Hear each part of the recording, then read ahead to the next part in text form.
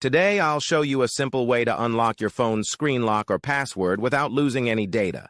The best part? It's free and easy, even if you're not a tech expert. Just follow these steps, and you'll be able to unlock any phone hassle-free. Let's get started. You can unlock your phone's screen lock or password using a special code. You will need to press on emergency call, and then you must enter a code.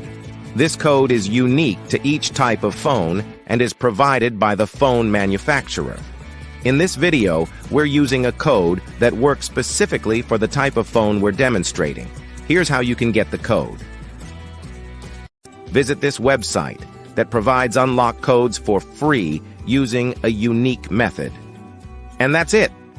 Now you can unlock your phone without losing any data. See you in the next video. Bye.